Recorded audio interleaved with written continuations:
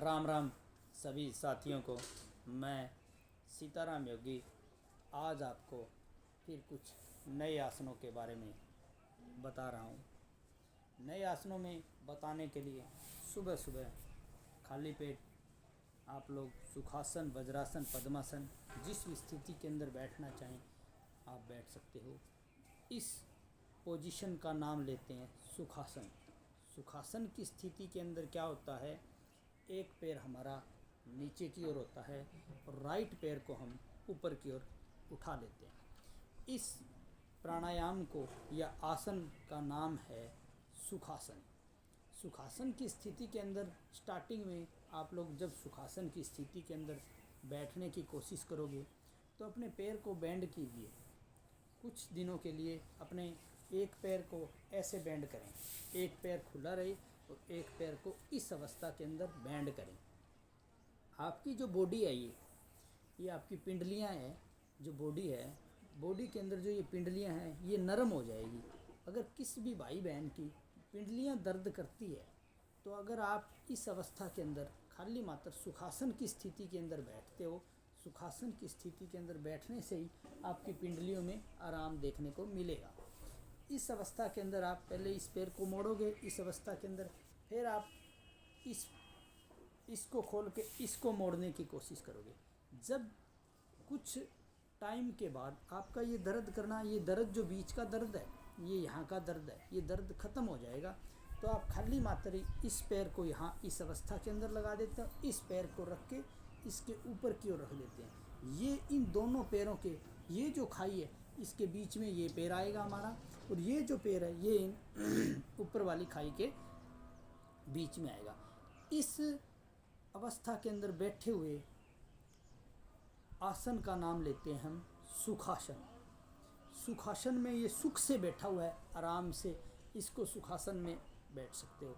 अगर किसी से पद्मासन में ना बैठा जाए तो आप किसी भी योगाभ्यास को सुखासन की स्थिति के अंदर बैठ के आराम से कर सकते हो।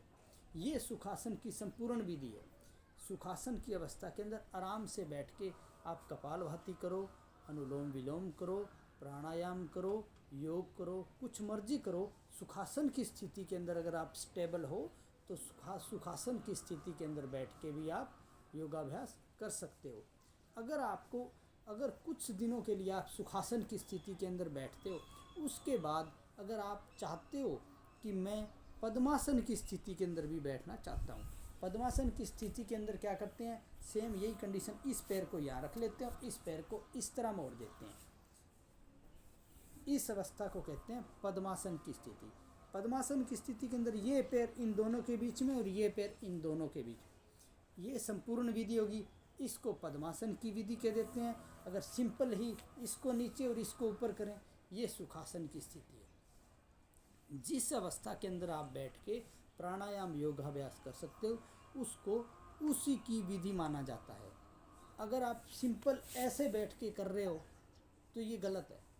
इसके लिए आप कोई भी आसन के रूप में तो बैठो, या तो सुखासन की स्थिति में ऐसे बैठ जाओ, ऐसे नहीं बैठ सकते ऐसे बैठ जाओ सुखासन में, या फिर पद्मासन की स्थिति के अंदर बैठो। योग को योग की विधि से करें और जिस तरह से योग को बताया गया उसी तरह करें योग को, अपनी मर्जी से नहीं। अगर आप लोग वज्रासन की स्थिति के अंदर बैठते हो, इस पैर को ये ऐसे मोड़ो और इस पैर को ऐसे मोड़ो। अगर आप दोनों मान लो इकट्ठे नहीं बैठ सकते तो इस तरह खड़े होकर दोनों को इकट्ठे मोड़ दो, दोनों गोड्डे बराबर की ओर और पैर पीछे की ओर। इस अवस्था में इसको कहते हैं वज्रासन। वज्रासन की स्थिति के अंदर ही बैठ सकते हो। वज्रासन का तो बहुत बड़ा लाभ है। अगर इस वज्रासन की स्थिति के अंदर आप खाली मात्र बैठने से ही आपके पेट के रोगों का नाश होता है। खाली मात्र बैठने से ही। सबसे बड़ी प्रॉब्लम आज लोग 2-2 घंटे, पता ही आपको, ये पेट साफ नहीं हो रहा लोगों का। अगर खाली मात्र आप खाना खाने के तुरंत बाद 10 मिनट इस अवस्था के अंदर बैठे रहते हो, वज्रासन की स्थिति में ही, खाली मात्र वज्रासन की स्थिति में बैठने से ही आपको लाभ मिलेगा। कुछ नहीं करना, ऐसे बैठे रहो।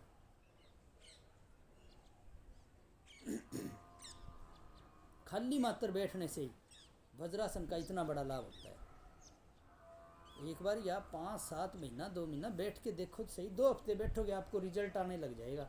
स्टार्टिंग में तो यहाँ से दर्द करेगा, कुछ टाइम के बाद आप ऐसे आराम से सूटेबल होकर बैठे रहो।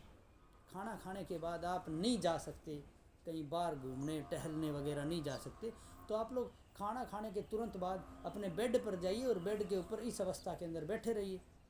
5-10 जितनी आपकी कैपेसिटी है ऐसे बैठे रहिए, तो आपका जो खाना है वो ढंग से पचेगा, पसलियाँ सीधी रहेगी। इस तरह बिल्कुल समान सीधा सामने की ओर मुंह करके इस तरह बैठे रहो 5 मिनट 7 मिनट 10 मिनट जितनी आपकी कैपेसिटी है।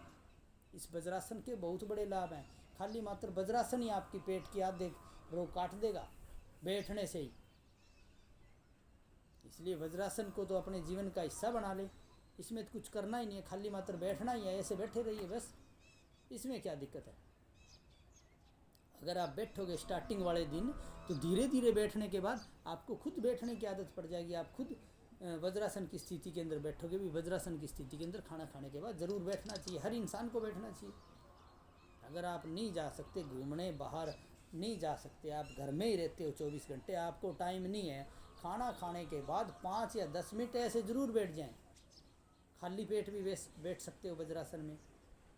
और आप लोग अगर खाली पेट नहीं आपको टाइम है तो खाना खाने के तुरंत बाद जस्ट बाद ऐसे बैठ सकते हो। जो आपने खाया है वो ढंग से पचेगा, हार्ट लीवर सब कुछ सही रहेगा वज्रासन की स्थिति के अंदर ही। खाली मात्र अगर इसके अंदर आप और आसन करना चाहो, अगर आप इसके अंदर और आसन करना चाहो, अगर खाना खाने के बाद तो आपने आसन करने नहीं, खाली मात्र इस आसन के अंदर ही बैठ सकते हो, वज्रासन के आसन के अंदर ही खाना खाने के तुरंत बाद। अगर आपका खाली पेट है, मतलब 3 या 4 घंटे हो गए, जैसे कि जो आपने खाना खाया है वो पच गया है, उसके बाद आप इसको ऐसे मोड़ा हुआ है, इस पैर को इस तरह करके इस तरह कर देते हैं, इसके ऊपर चढ़ा लेते हैं इस तरह, इसको यहाँ से दबा देते हैं। इस आसन में ये जो पैर नीचे है उसी हाथ को ऐसे मोड़ देते हैं और ये ऊपर की ओर ले जाते हैं। इस आसन का नाम है गोमुख आसन।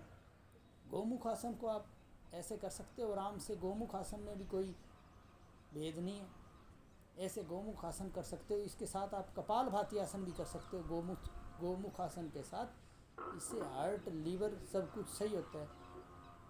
ऐसे ऐसे वीडियो देखने के लिए मुझे फॉलो करें।